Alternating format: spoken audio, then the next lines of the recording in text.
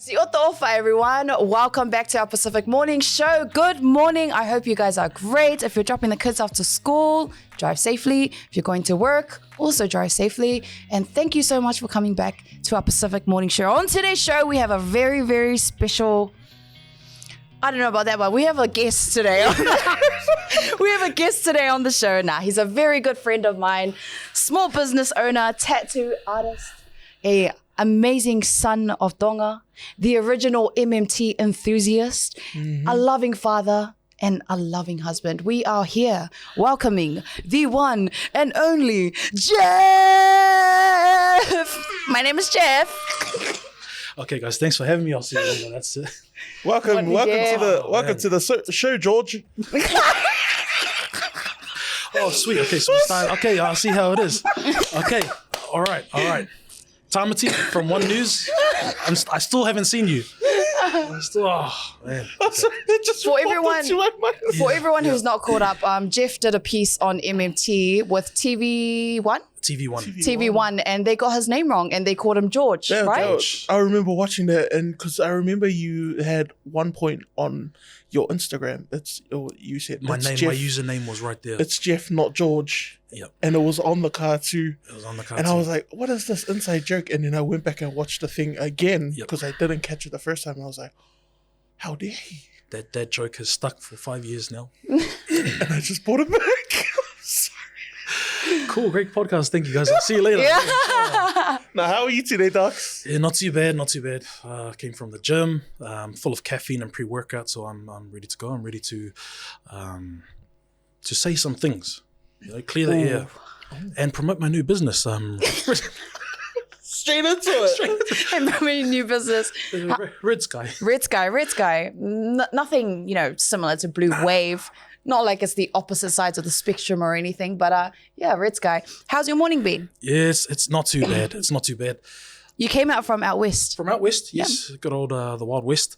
Driving along the Southwestern Motorway and slowly making my way out here. No storms, fortunately. The house is still standing, so can't complain. It's a good day. Yeah. Were you guys affected by the floods? Yes. Me personally, we were without power for a month. So we weren't affected by the flooding per se, but we had water come into our ceiling, which sort of cut our power to half because our house is 2-story. And then we had the cyclone, and a tree branch decided to fall on our service line, our power line. Just as I was pulling into our driveway, the thing falls down and would have probably, I'd say it probably would have killed me and my mum if it fell on us. Oh, man. Because this thing would be about 500-600 kilos. What? This branch. By the time we cut it up and carry all the chunks, it was big enough that it would have killed us if we pulled in. And that took out our power. So we had no power for about a month. Wow. How did you guys survive? Sorry, I'm very privileged, as you can tell. Well, fortunately, mum and grandma, they're Tongan veterans. It was just, it is what it is. When it's daytime, it's daytime. When it's nighttime, go to sleep. For me, I discovered a love of cold showers. Not by choice, but just out of necessity. Yep. And then all of a sudden, I'm a big advocate for cold showers, and I'm healthier than most. And, I just go and tell everyone, health advice. Cold showers. Yes. Yep. Because you're a TikTok health advisor. Oh, yeah. I got all the saved videos and stuff.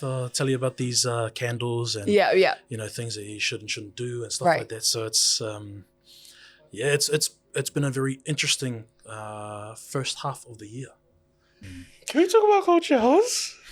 Sweet. Let's talk about these cold showers. No, because I haven't actually had a warm shower since October. True. Out of choice. Yep. And well, when I'm doing all my other self-care practices and stuff like that, man, when you're feeling like, half awake or anything, and you just walk up and turn on the cold shower, and then it immediately just shocks you into existence. For me, it works the other way.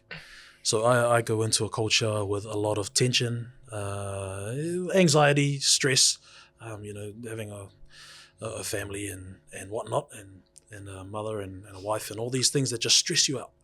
I go into the shower and physiologically or neurologically or whatever, the shock of a cold shower resets the body's tolerance for that fight or flight feeling, the tightness, the butterflies in your stomach, all that sort of stuff.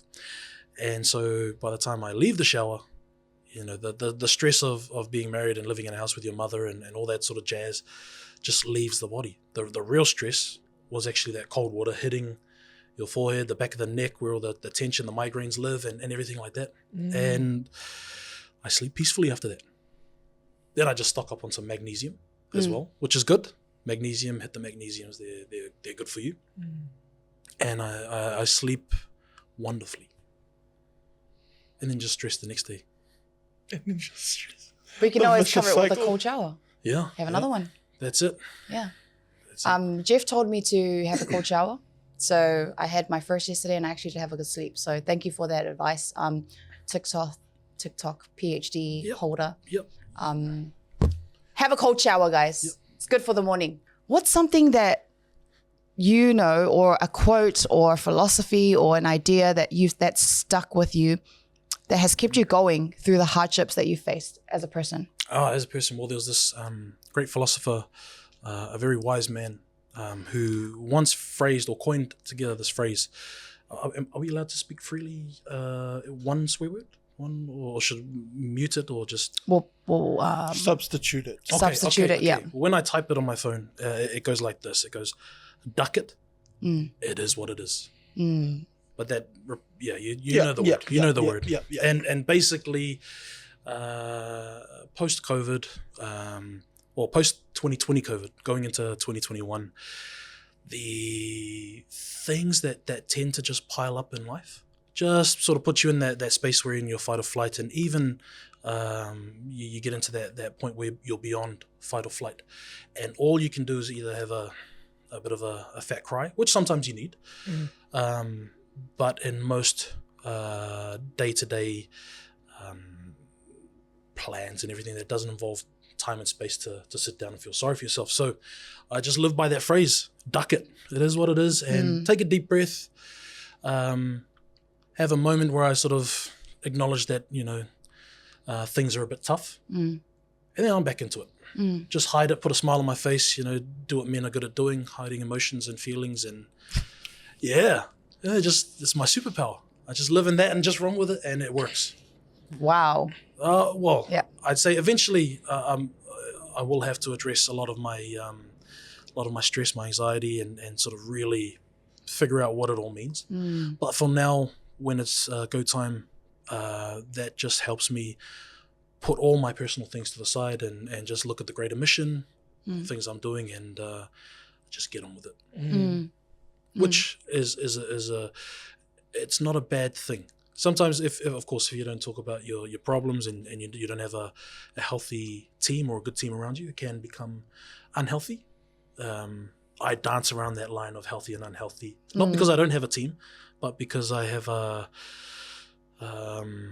big threshold for it. I can store a lot of things and then either have a fat cry at some point when it gets too much, or just lash out and be a grumpy man for a couple of days. But no, so far so good. So I won't advise people to do it if it's like drugs. You know, don't take drugs, but you know, for some it works. Yeah. And you were tattooing before the COVID lockdown, and that was a bit of a journey for you. Oh man, it's been an amazing journey. So I started tattooing in 2011. So my journey first started in high school. My last year, I was a prefect, and for me, being a prefect was the pinnacle of my high school experience. I mucked around. I was drawing in the back of class. What school did you go to? Liston College. Shout out to Liston College. Yes. Fortunately, our first 15, they're in the 1A comp, participating very hard and doing, you know, they did better than when I was there. Yeah. Back in my day, I was the first 15 captain, or one of. And we were in a lower grade, so can't complain about what the boys are putting out at the moment. I think in the Polynesian space, we are most known for taking out the Tongan stage in 2014. Historically, Liston College has always had Samoan groups, but one year I decided, I'd put my hand up and try and put together a Tonga group.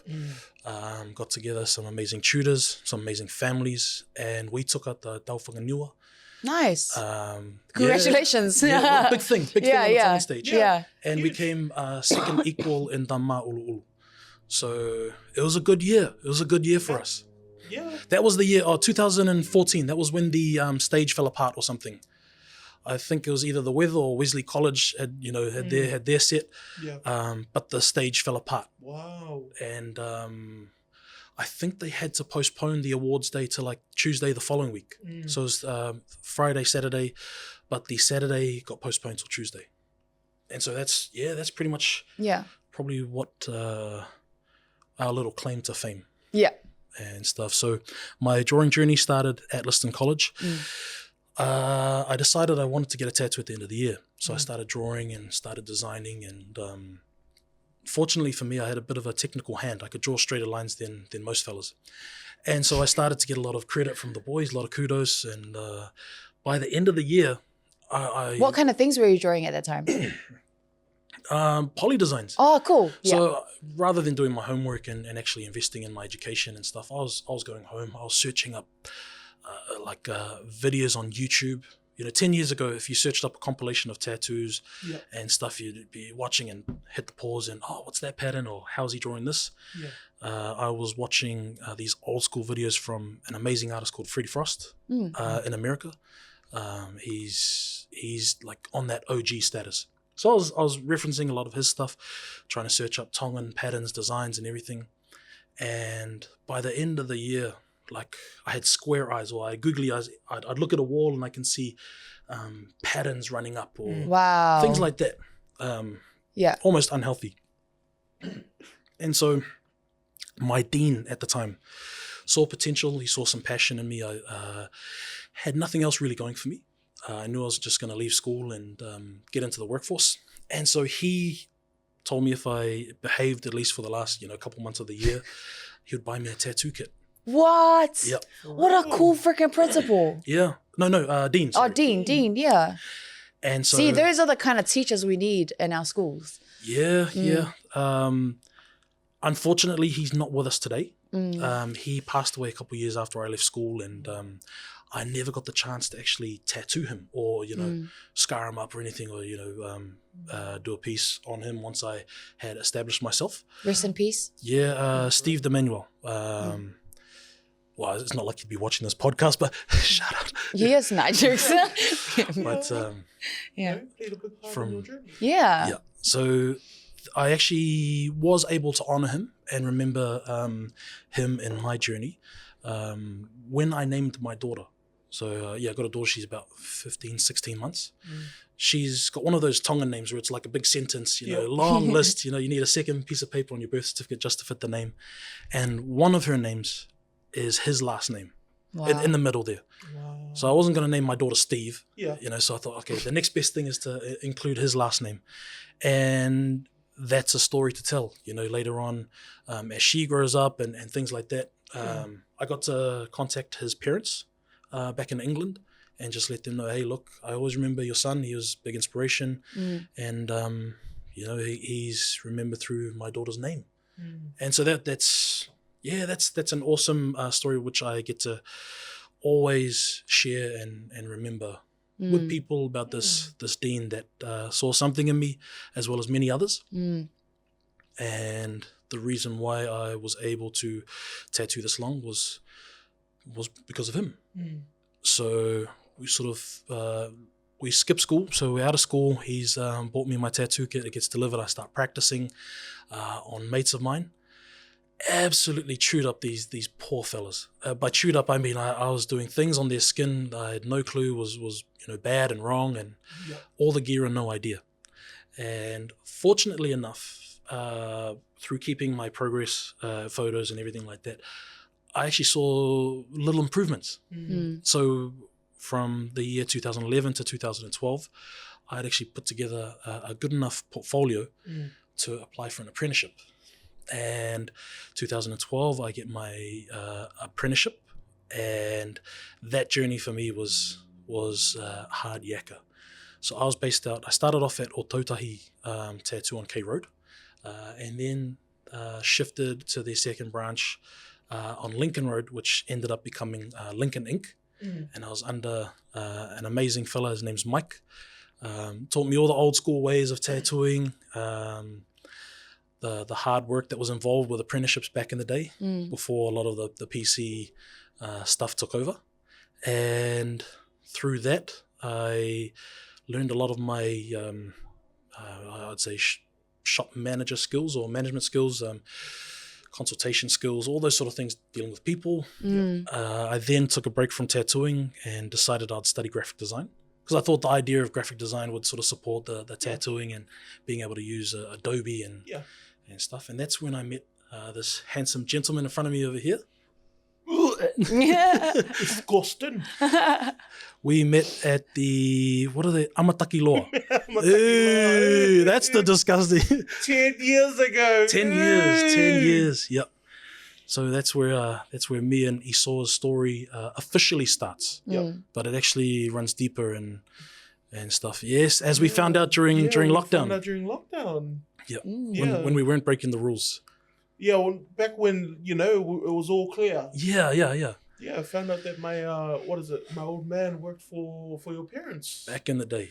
I had no idea. Wow, that's so cool. So we probably met at one point. Yeah. At Victoria Park. Yeah. And probably didn't like each other, and then run into each other years later. And now we like each other. Hi. Now you guys are on a podcast together. Pretty much. Yeah. It's funny how things go. But that was me for a couple of years. I sort of did my own thing at home. And then in 2016, I got my big break. I had the opportunity to work for Steve Marching. Oosh. So Steve Marching is the OG. Anyone who says otherwise, square up. We'll go for it. Steve Marching is the pioneer of our Pacific urban sort of style of tattooing. True. He was tattooing people, or as an artist, or back in the day, you could count the amount of tattoo artists in the country with one hand.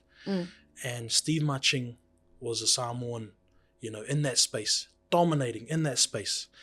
And somewhere along the way, there was these Samoan fellas who come in with this idea, or he had an idea to put Samoan patterns from the Sungai Miki into, the kaulimas. The sleeves and stuff. And then take that into, the chest and everything. And I believe the story goes, a young Sonny Bill, after getting his kaulima, going off playing for the Bulldogs, he comes back to New Zealand and is at a training, I believe it's at Marist League Club or something like that. Sees some of the older fellas or some uncles with these early prototypes of the island sleeves that we now see every day. Goes to Steve. Steve fits him in. He's already busy enough as it is. Fits him in. And then all of a sudden, the Sonny Bill that you imagine from the mid-2000s through to the 2010s and everything, the haircut, the body, all that sort of stuff, and the tattoo blows up. So for the next 10 years, Steve Marching is the man dominating in that space and leading the way. And I work with him to this day. Dude, when Sonny Bill got his sleeve, everyone got sleeves. And I was in high school at that time, I think. And even the high school kids were coming and getting tattooed by their cousins doing the Sonny Bill sleeve. So it was very influential. So you reckon you believe he pioneered in that space? Absolutely. Not only on skin, but in drawings as well as that. Like my... and it's a very distinctive style. Absolutely. Sonny Bill's, you could tell from like a mile away that his one differentiates from everyone else's.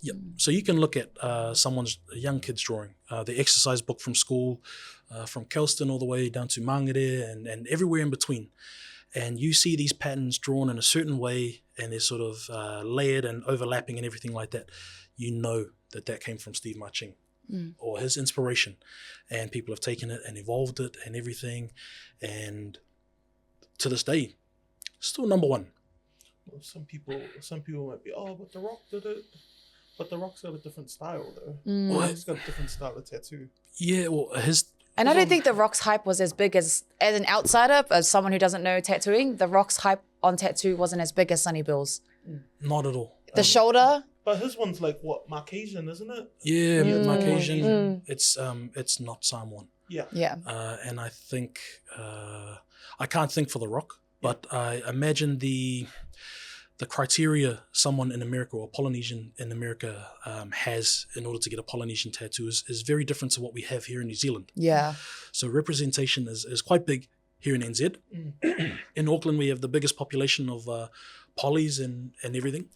So, of course, everyone wants to look different. Everyone wants to have their own identity and be noticed. Yeah. And if you've got a keen eye, you can tell the difference. You can be like, oh, that's Fijian, oh, that's Samoan. Yep. So occasionally when I see like a Tongan mate of mine, he whoops out a new tat or something, and then I'm like, that's a Samoan pattern there. Yeah, And then it's like, oh, yeah, no, you know. Yeah. Sometimes some people have a genuine reason, but yeah, other times you're like, do you even know? There's a big problem with that in Australia, America at the moment. A lot of uninformed and misinformed people going and just getting these patterns. Well, we sort of break it down into the two groups. There's the misinformed, ill-informed people who aren't of Pacific Island descent, getting Polynesian tattoos and designs put on their bodies. And then you have the polys who go and get, who go into a place wanting a Tongan tattoo, walking out with Samoan patterns and then walking around proclaiming or, claiming that, their Samoan tattoo is actually of Tongan descent. Yeah. And it just makes me, that meme where they're just like slapping the forehead. It's all of that. It's all of that for me. And I think like the Americans, I'm going to speak on a Samoan lens, the Americans and the Australians always look to New Zealand for like cultural knowledge on tattooing. So they're kind of like, there's a thirst for culture, but there's not enough people there to educate on that part in America and Australia, I'm saying. Yeah. Would you say that, like, something like that, where there is a mix-up on, like, there's Tongan patterns and there are Tongan motifs in the Samoan kaulima and stuff like that, would you say that responsibility falls squarely on the artist or the person getting it for not doing their research? Yeah. I'd say it starts with the artist. For me, I won't tattoo a portrait of someone knowing that I can't tattoo portraits. So that's on me to not take the person's money and produce something that I'm not confident in doing. The stuff makes me sick. As well, the person getting tattooed, if they are of Polynesian descent, Tongan, Samoan, they also, I would say, have a duty to sort of check out what their stuff looks like and make sure they themselves, how would you say, check their own spelling, before they get the tattoo. It's a shared responsibility, but of course the internet just produces rubbish. We've got people from Europe using hashtags Māori tattoo, but the images that come up are Samoan images, Tahitian, Marcasian tattoos, but we're all encapsulated under this fetish for Māori. Māori culture, pukana haka, that sort of stuff. Tribal tattoos. Things. Yep. So we have a responsibility as artists, as Polynesians in the digital space, in the tattooing industry, to gently educate and do our best, especially here in Aotearoa, New Zealand, to give people an authentic experience. I suppose in the urban, so in a Western, studio, you can't really replicate the cultural sort of experience, but giving someone a tattoo that looks Tongan versus giving someone a real bum-ass sort of rushed thingy that looks like a scribble, and claiming that it is something that it's not, it doesn't sit too well with me. And sorry, just as I'm going off on my rant, I realized I forgot another important stage in my journey tattooing. Not only am I fortunate to have worked with the best Samoan artist in the world. Who? Well, Steve Maching. Oh, but jokes. also I had the privilege and luck to land a job with Carl Cocker from Kalia Tattoos. Yes. So it was, I think the reason why I probably forgot is there was a lot of things going on in that year. Grandma getting sick, blah, blah, blah, life happening. It is what it is. Yep. So apologies. Carl Cocker is the, in my opinion, still to this day, I'm hot on his heels. I'm always trying to raise the standard and chase him. But Carl Cocker, an amazing Tongan artist. Yep. His knowledge of different islands and the way he brings those pieces together, amazing. Yeah. And the way his tattoos heal, amazing as well. The quality of ink that he uses. He's got a secret there, and of course, it stays a secret. Yeah. So one day I'll find out. But I love the work that Carl Cocker puts out. So in my sort of tattooing journey, I started off working for the best Tongan artist in the world. Amazing. And then now I work with the best Samoan artist. So eventually, one day, maybe I can sort of be someone in that sort of space or on that level that people can speak highly of my contributions to, Pacific Polynesian tattoos. But we'll see.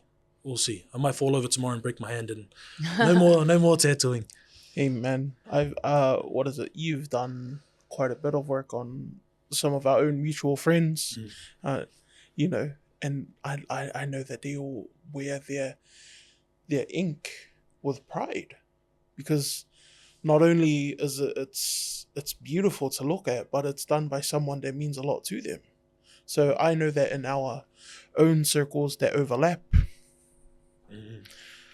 I think as well, you put, as cliche and as silly as it can sound, you pour your heart and soul into something, and people take that and then carry that same pride and that love with the tattoo that they wear.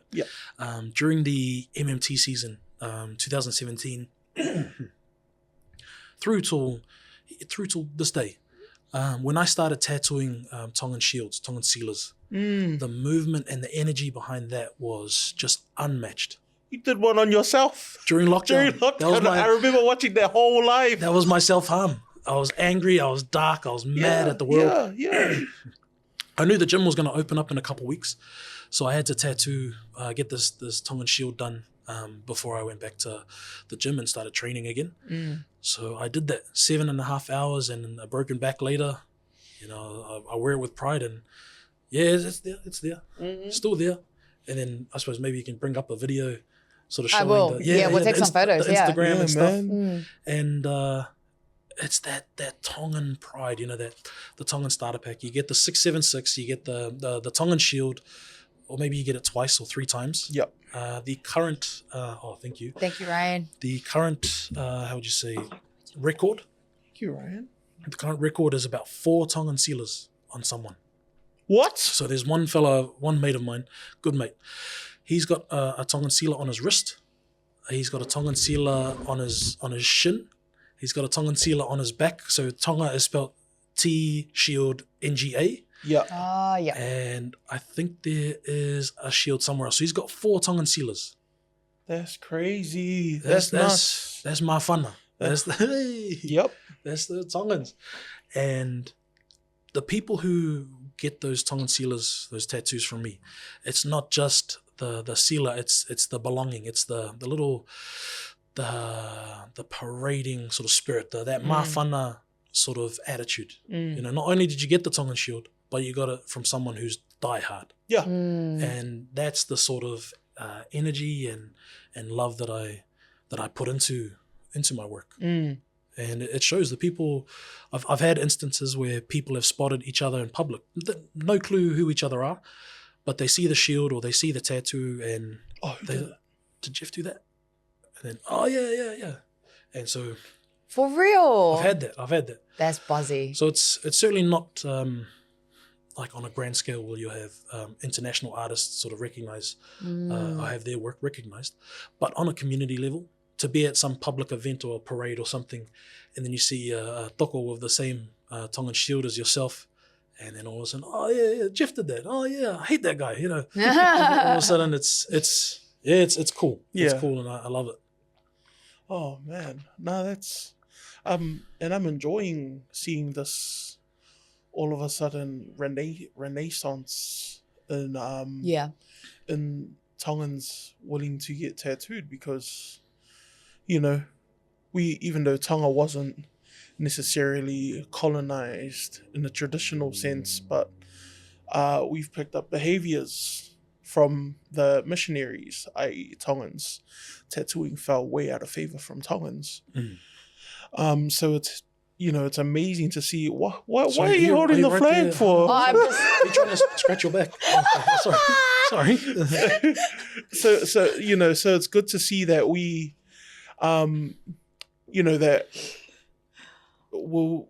that we're reviving this part of our culture that obviously didn't die out in Samoa. Merry Christmas, Samoa. Yeah, but we've had this conversation before about like the responsibility that we have in the various within the Pacific to kind of fill in the gaps that were taken away by the influence of the missionaries and by colonization. Like, oh, Tongans don't really do tattooing anymore. Oh, Samoans can help out here and there, and then I see that Gava culture is slowly becoming a thing again in the Cook Islands. And the Samoans are doing it now. Yeah. We usually just do it for like occasions, but now it's more like casual. Like we're starting to get into it, and I'm seeing a lot of boys spaces open up with Samoans and cover spaces. So that's pretty cool. Drink Gava. Drink Gava. And in saying that, I'm very interested because Isoa's totally right. What's the process like for Tongans? Is it all cultural knowledge on reviving those patterns? Is it oral history? How are those things? How do you, as an artist, undergo with that process on bringing cultural elements and knowing, okay, this is a Tongan pattern? I think for me, the main focus or the main thing that I can work with is the aesthetics of the tattoo. I think that's the starting point for us as Tongans. Samoans have their own look. You have the intricate patterns, you have the layering, the detail, everything like that. Tongans, we have a couple sketches that are on Google, and the accuracy of these sketches are debatable. My understanding is some of these drawings were done months after these Palangis went back to England and then remembered what the drawings looked like. So for us, we source a lot of our material from the ngatu, the tapa cloths, and from there I suppose we claim or we use some of the Samoan sort of designs or designs that Samoans are known for. Me personally, it probably all came from Tonga to begin with, but that's an argument for another day. That's but on an urban or on a contemporary level, I think that is as far as we're going to get for now, until we get to a stage where people in my generation and the generations to come, and there are probably even artists before me who draw patterns, draw designs in certain ways, and there needs to be some sort of council of the Tongan arts or some sort of something like that. Yeah, there does need to be one of those where things. they agree that, okay, this stick figure we now accept as a Tongan pattern. Yeah. Or something like that. Yeah. And then like an approval process. Yeah. I suppose it happened back in the day. I mean, on some of these ngatus, you've got those old London cabs sort of drawn and stuff, the King's cabs. Oh my gosh. So is that a pattern? I've seen so many different things that have been drawn on, that have, essentially become ngatu, and you're just like, man, these Tongan women be out here just putting anything on a ngatu. Yeah. But it's usually that's how they commemorate stuff. Mm. You know, they make ngato to commemorate the king's coronation and all this different stuff. Massive parts of history Absolutely. is on ngato. Yep. It's just how it's just up to the person who's looking at the ngato to interpret what's going on. So I think for Tongans, I think the need will become loud enough that eventually there will be some formal, maybe some formal or informal process where we just agree amongst ourselves that we can accept a certain look and maybe take on different takes on patterns and these little motifs, and can we tweak these things that were on the wall clubs and sort of turn that into something that looks quite Tongan or distinctly Tongan. Yeah. When we dive into the tāwaka or the traditional Tongan tattoo, I'm unequipped to speak on that. I haven't looked into it enough. I was just going to ask, is there like research on it that you guys know of, or? It's quite early. The research is still in its infancy. There are some doctor, I don't know what the academic term for it is, but there are some writings out there that describe the relationship between Tonga and Samoa, and that's that runs deep in the process when the Tongans were getting their tāwaka or whatever they called it back in the day. I would love to bring together some of the men who have got theirs and to speak. You know, get them in a Talanoa space. You know, get some kava, some KFC, and everyone would just hear from these fellas and let them talk about their research. And what right now the leading space in that is all Hawaiian based artists, isn't it? We have Samoan tafunga here in New Zealand who are actually tattooing the Tongan men. Oh yeah, we have. I think from memory, the guy that first comes to mind is Leo Faiva. Oh, sorry, one of them did the Pomea brothers, wasn't it? I think that was a different. Oh, it was a different one. Yeah. Oh, yeah. So Leo Faiva, he is. I love his work, and I love what he's about. Don't know him personally, never met him, but just from the things that I watch and the reviews from people who have been tattooed by him, amazing stuff. I think there are some other tafunga out there, however, I can't name them. The one in Hawaii that you speak of, I believe he was given a suluape title. Suluape Aise Toitu'u. Yes. He's the OG. Like in the early 2000s, him and I believe his name is Suluape Peter. Might be the older Suluape, the older generation. They traveled to Tonga and they got to interview the great-grandchildren of the last Tongans who would have worn their traditional tattoos. That's crazy. Is it on camera? Or no? Yeah, there would be some documentary or some footage there, but I suppose it'd mostly be written.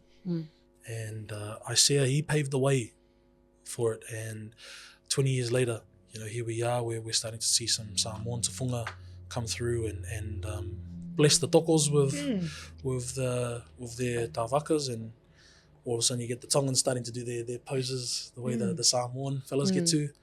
And it's cool. For me personally, I am yet to aspire to get one. On the level of what it would mean for myself in my family.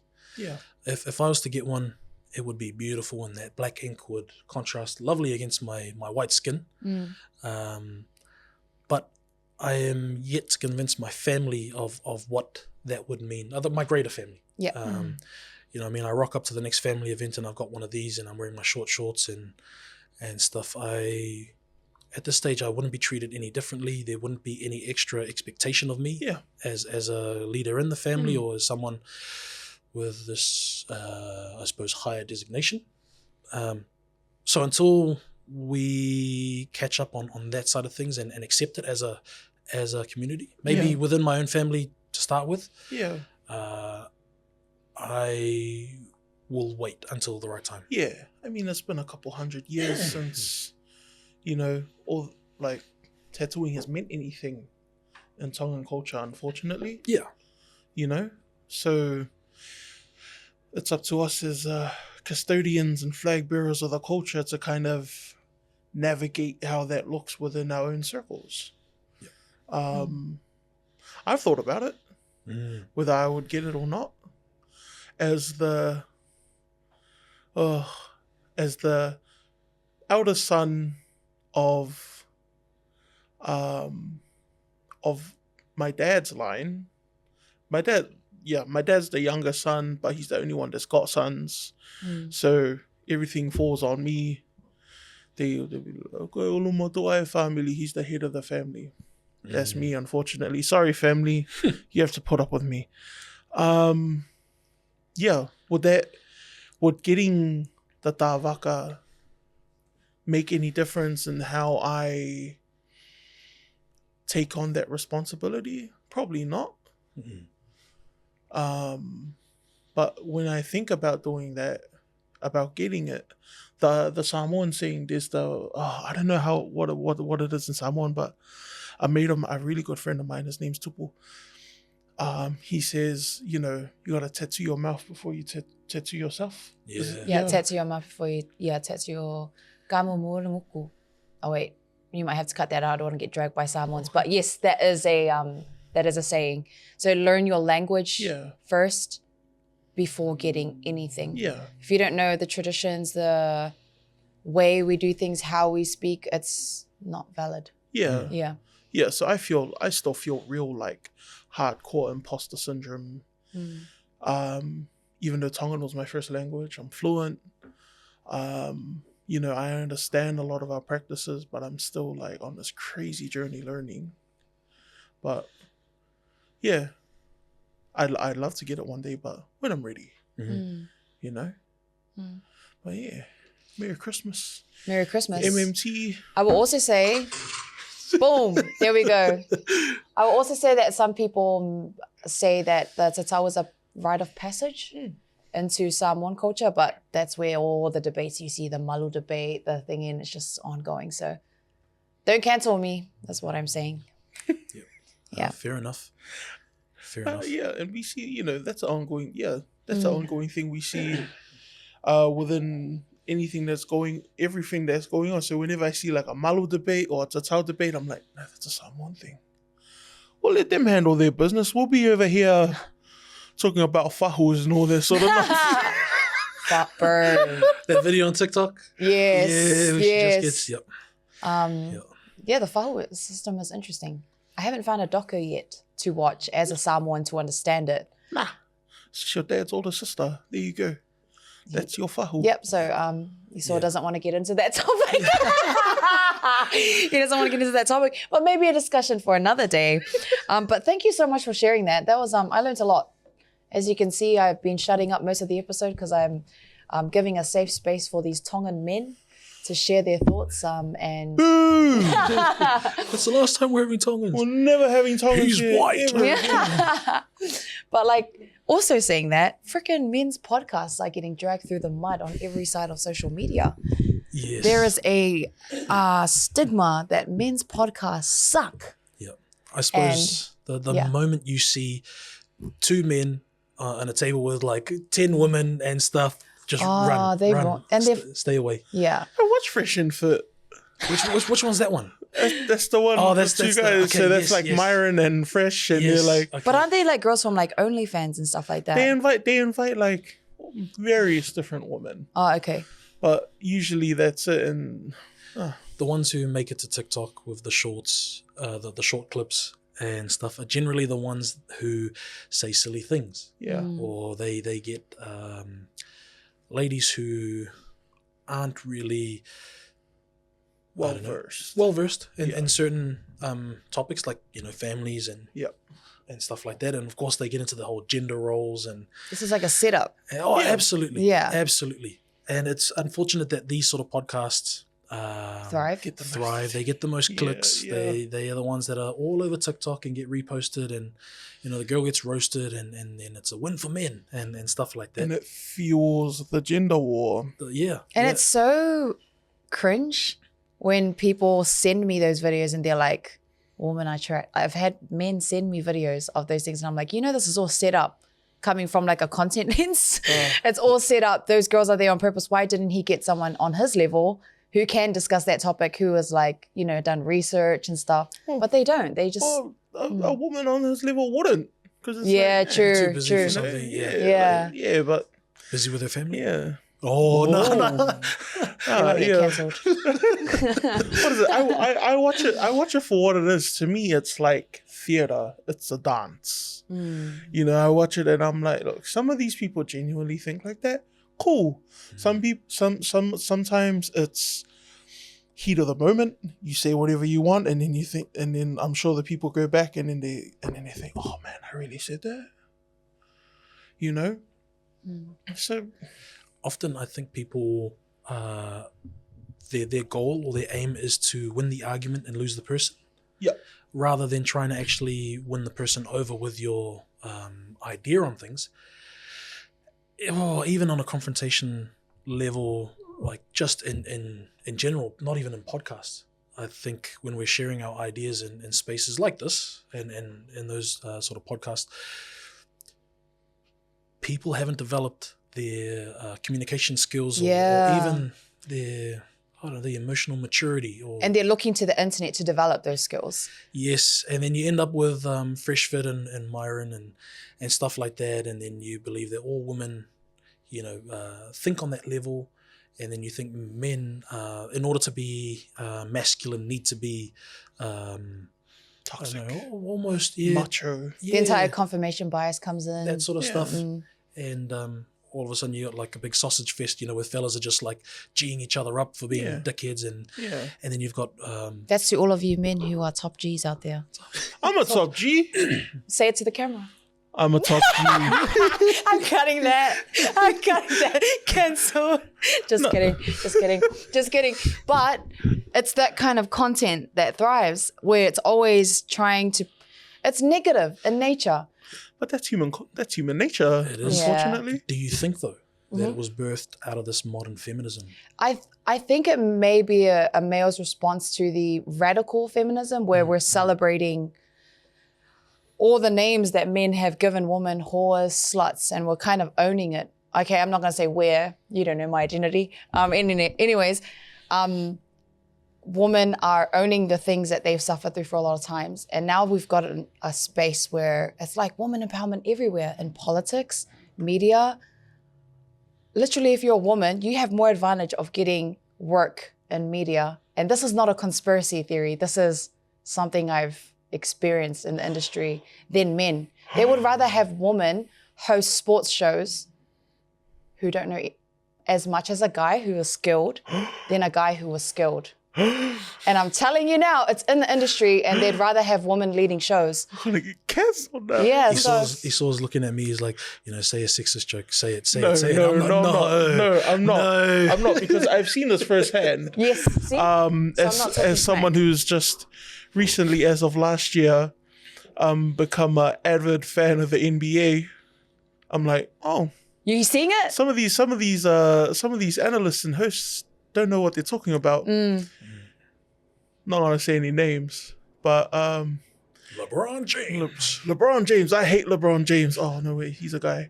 But yeah, no, like I see that. Sometimes you could see who the real people who are there and know what they're doing, and the people who are there just as diversity hires. And also the funding towards women is increasing. True. So companies align themselves with funding, and they're like, oh, there's a woman empowerment funding. Chuck on some woman roles. Diversity up. And same thing happens not only on a gender level, same thing happens on a ethnic level. Yeah. So those are things to consider. I'm not saying anything about it. I'm just putting the facts out there for you guys, for the bait. So I wonder how much funding Fresh and all the diversity they have, and should we start a Fresh and Fit? Fresh and Fitty. Fresh and Felesi and Fitty. Yeah, that's it. Claim all that funding. That's it. Claim all that funding, guys. Just invite everyone over and be like, hey guys, That's big roast battle. Oh, what does misogyny mean? Yeah, but I do agree. It may all these men podcasts that are really, I'm not gonna say they're all trash. There are a few good ones out there. Is a response to what some would call radical feminism. And there are people out there who do an amazing job at sort of holding space for people, having guests on. Of course, you got Name one. Besides Joe Rogan. Okay, but Love you, Joe Rogan. yeah, Joe Rogan. You inspired me, bro. Jordan Jordan Peterson. Peterson, yeah. Yes. JBP. Like yes, OG. I love him. Like those two fellas, they're the top of the mountain.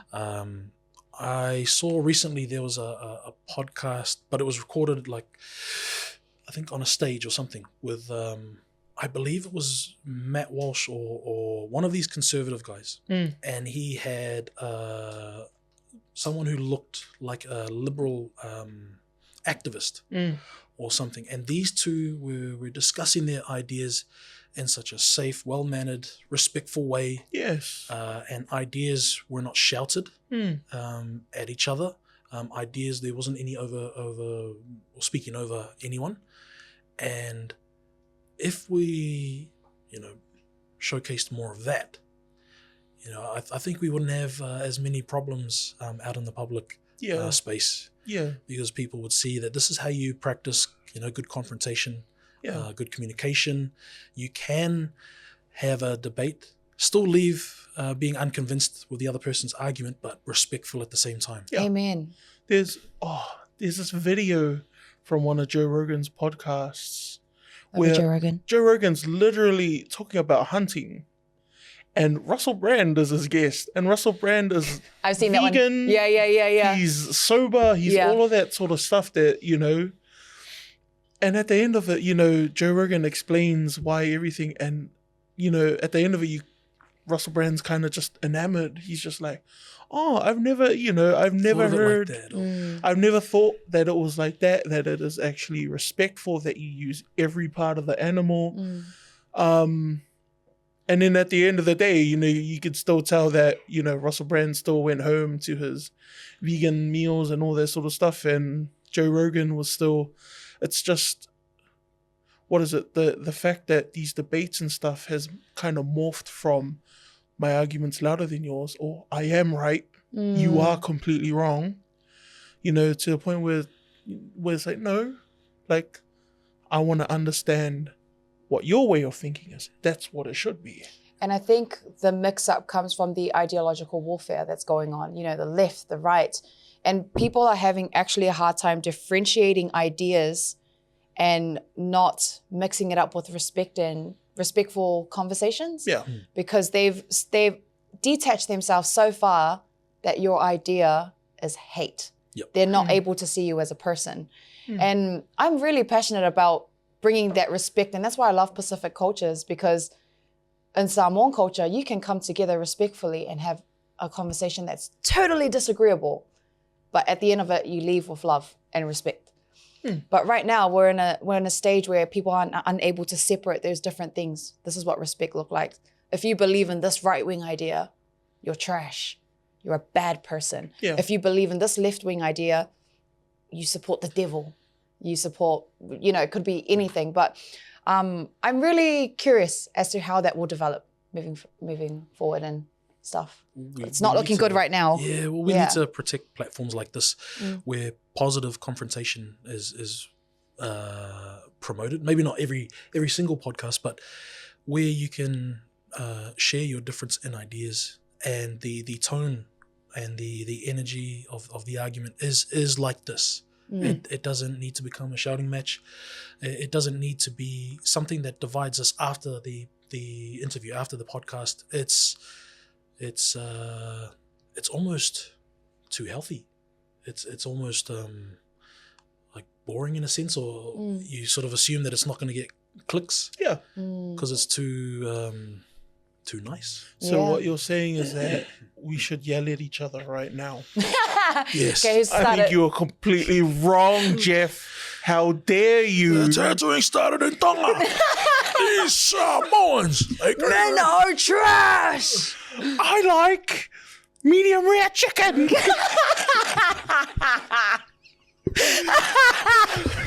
No, but in saying that, I also don't like exclusive spaces.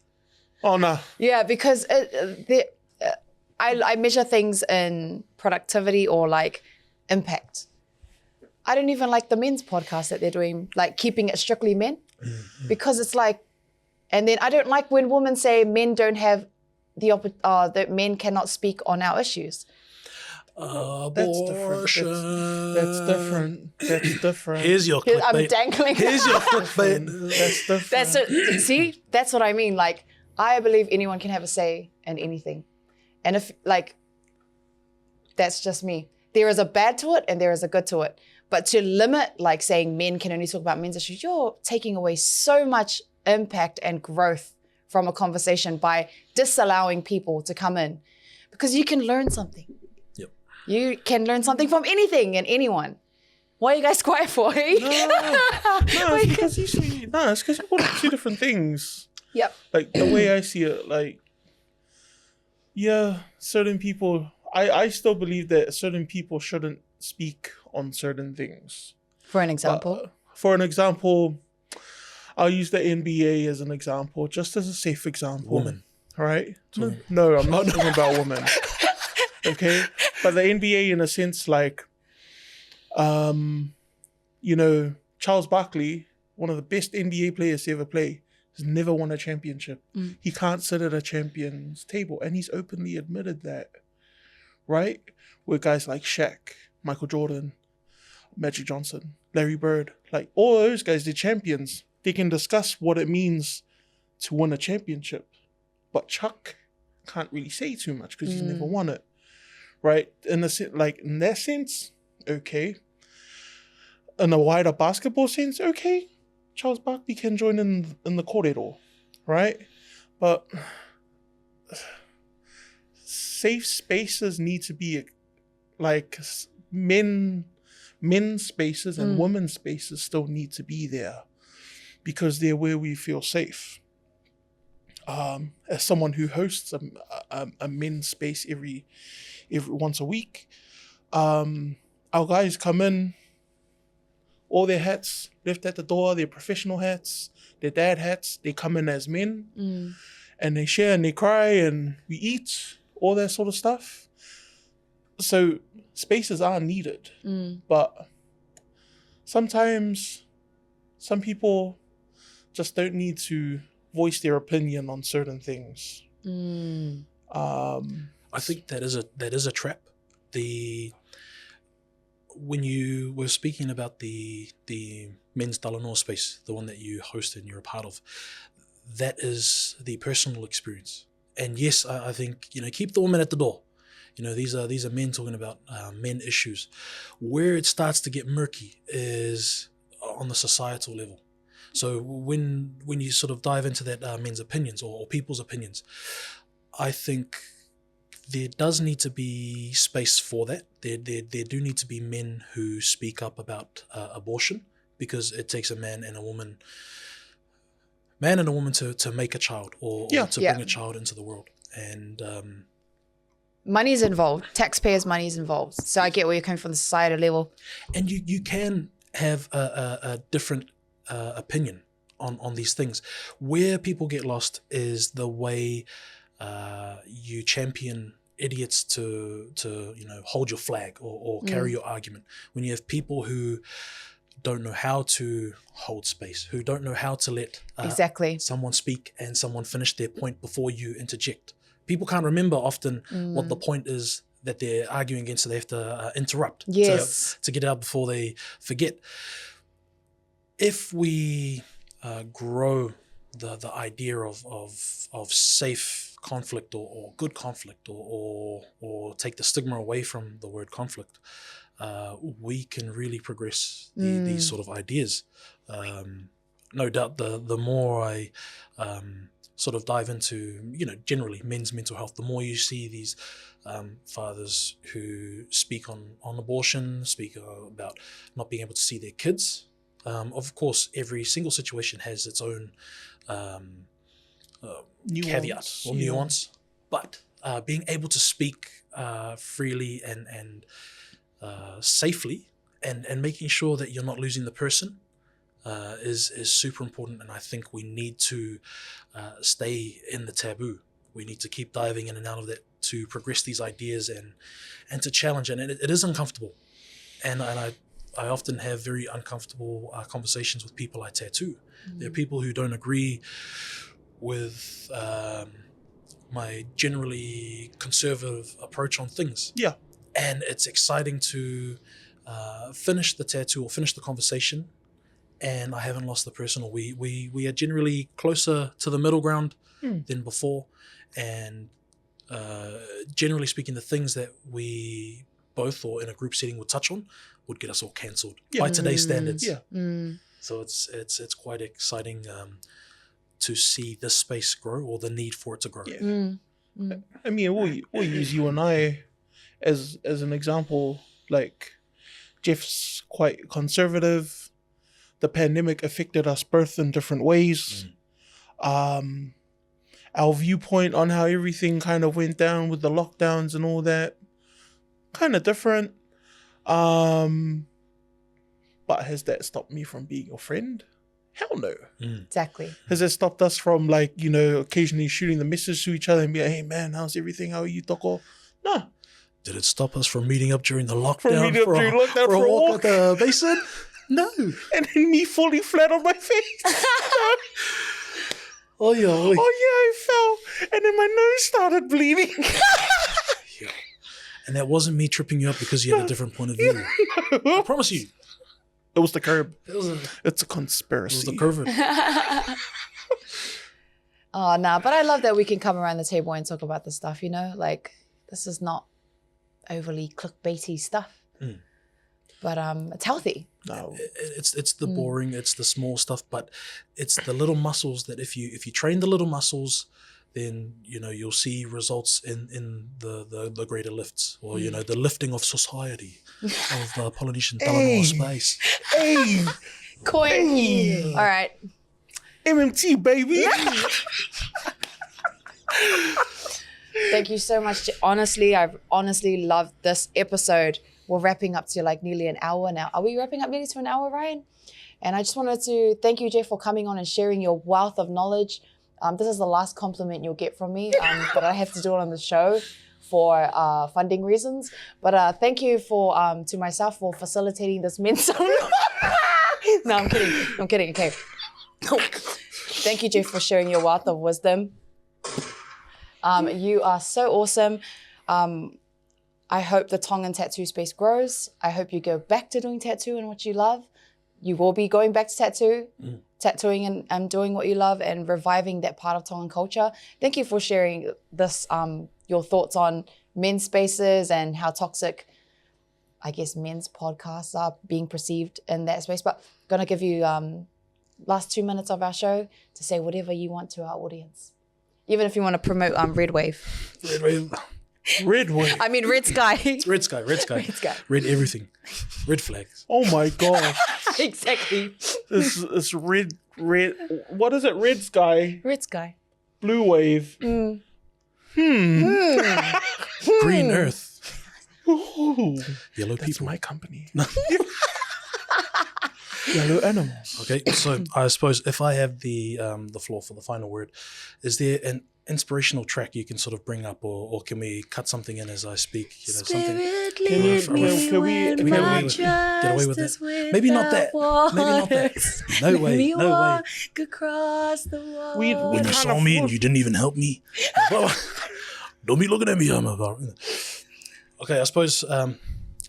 So today's inspirational word sort of comes from a personal experience.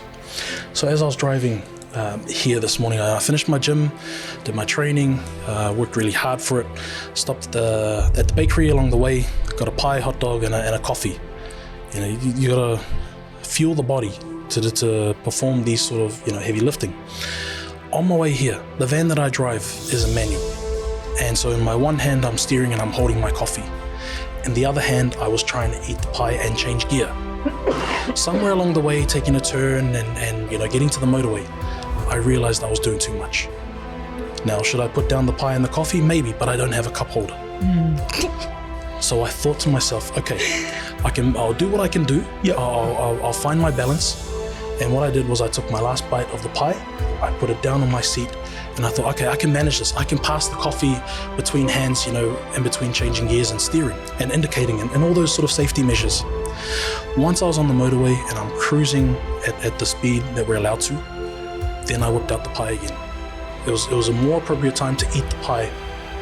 And so in life, sometimes, wow, this is a men's space, and I thought this was a safe space. Sometimes in life, the load can get too much. You can be balancing and juggling too many things. It's okay to put the pie down. It's okay to let go of things and find your balance. Things that sustain you, things that give you caffeine, give you nutrients and stuff. Hold on to the coffee. Continue driving. Drive safely. And eventually you'll get to a stage where you can balance both. You can eat your pie, you can have your coffee, you can drive safely. And take from that what you will. I got here in one piece. Whew. Man. I wasn't laughing at Geoff, by the way. I wasn't laughing at Geoff. I was just, that analogy was too relatable to me. That's honestly beautiful, bro. Yeah. Like, for real. Relatable experiences. Sweet. Subscribe for more. Red Wave, we do inspirational talanoas and mugs and scented candles. Yep. And funded web design. Alrighty. Well, guys, thank you for having me. I'll be back. And obviously I've got more to say. And I think, if you guys have a quiet week, let me back on. And We'd love, whenever you want to come on, bro, you are welcome any day. Just as long as you're not here to promote Red Wave. with my business branding. But thank you so much, Geoff. Good morning. Good morning and good afternoon.